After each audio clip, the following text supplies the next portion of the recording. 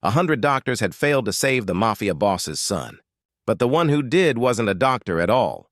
She was a 15-year-old black girl, the janitor's daughter. And what happened after she walked into that hospital room, no one would ever forget. "Get out of here, girl. This isn't a place for children." Dr. Peterson's voice was sharp as glass as he blocked the door to the VIP ward at Mount Sinai Hospital. His silver hair gleamed under the lights, his lab coat spotless, his arrogance blinding. Behind that door lay 8-year-old Tommy Marcelli, the only son of Vincent Marcelli, a man powerful enough to make entire cities disappear.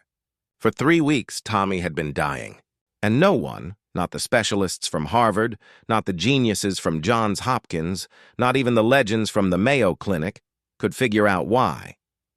Kesha stood her ground, clutching a pile of medical books to her chest.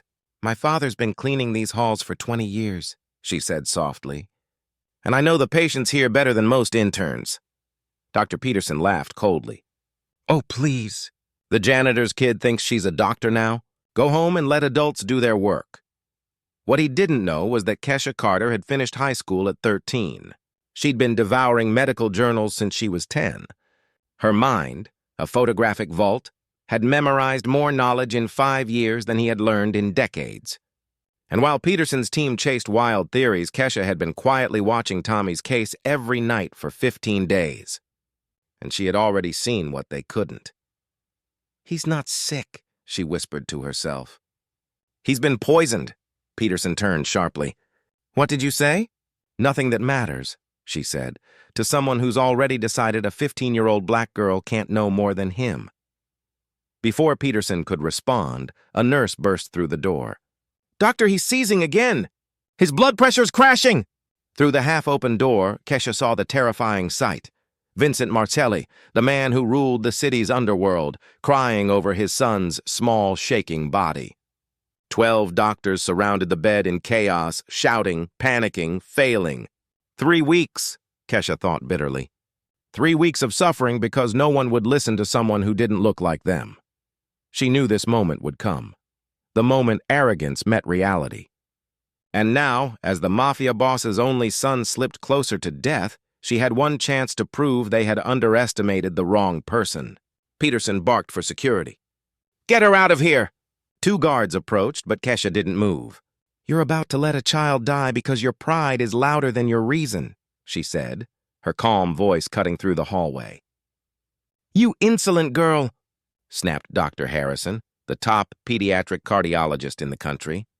"Someone should teach you respect." Kesha had heard that tone before, from professors who doubted her scholarship, from students who whispered she didn't belong. But she didn't flinch. That's when the door opened again, and Vincent Marcelli himself stepped out. He looked shattered, his power drained away by fear. "You!" he rasped, locking eyes with her. "You said something about poisoning." "Mr. Marcelli, please," Peterson interrupted.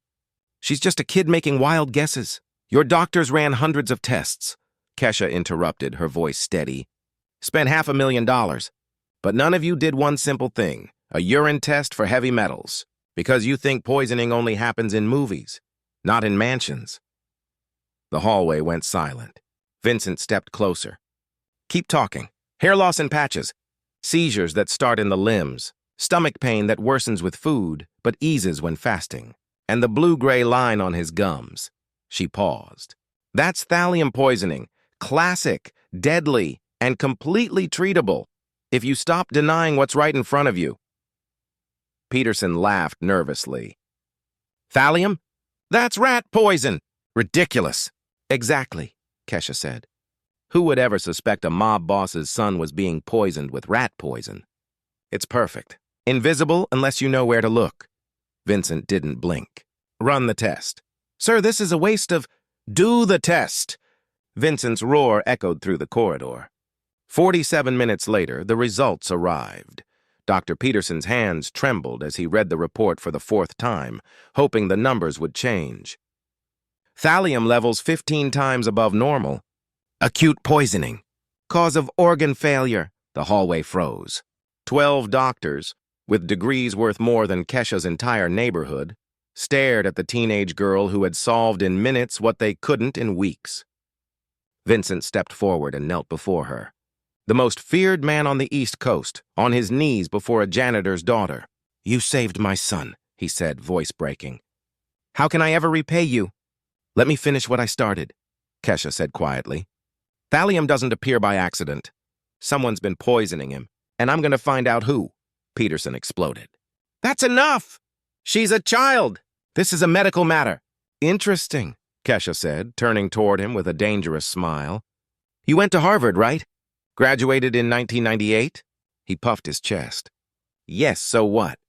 "Because according to Harvard's own toxicology guide from 1998, she said, pulling up her phone, thallium is listed as the third most common cause of poisoning in children. Page 1, paragraph 2. Peterson's face turned red.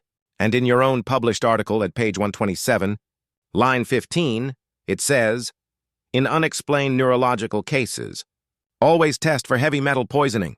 So tell me, doctor," she said coldly, "is this incompetence or negligence?" The room went dead silent. At that moment, her father, James, appeared with his cleaning cart, eyes wide. "Kesha?" "Dad," she said gently, "I need your help." Within minutes, Vincent ordered a full investigation. Everyone who had access to Tommy's room was listed, every doctor, nurse, and cleaner. But as the list grew, Kesha's eyes locked on one person, Dr. Miranda Walsh. While others looked ashamed, Walsh's face burned with something else. Rage. "Dad," Kesha whispered later, "watch her. Every move, every night shift, every visitor." James nodded grimly. Days passed. Hidden cameras were placed, recorders tucked away, and soon the truth started to unfold like a nightmare. Kesha had hacked into hospital records using passwords she'd memorized over years of invisibility. She traced 7 similar deaths, all rich children, all under Dr. Walsh's care, all unexplained. The next day, Kesha approached her target. "Dr. Walsh," she said innocently, "can I ask you something? I want to be like you someday, a pediatrician." Walsh smiled tightly. "Of course, dear, but maybe finish high school first." "I was just wondering about those rare cases," Kesha said, pretending to scribble notes. "Like Tommy's, and the senator's daughter, and the judge's son. Strange how they all had the same symptoms, right?" Walsh froze. "I think you've been reading too much. Go home." Kesha bowed her head. "Sorry, doctor. I didn't mean to say something stupid." But her pocket recorder caught every word and every hint of panic in Walsh's voice. That night, Walsh made her fatal mistake. She called her partner. "We have a problem," she whispered. "The janitor's daughter is asking about the past cases. Does she know anything?" A cold voice asked. "She's smart, but she's poor, black. No one will believe her." "Don't take chances," the voice replied. "Accident, overdose, make it look like drugs. Another tragic teenage death." Kesha's heart pounded. She had them. Their words. Their plan. Everything. By morning, she was ready. She called an emergency meeting with Vincent Marcelli, the hospital board, and every doctor involved. "I know who poisoned Tommy," she said, laptop open.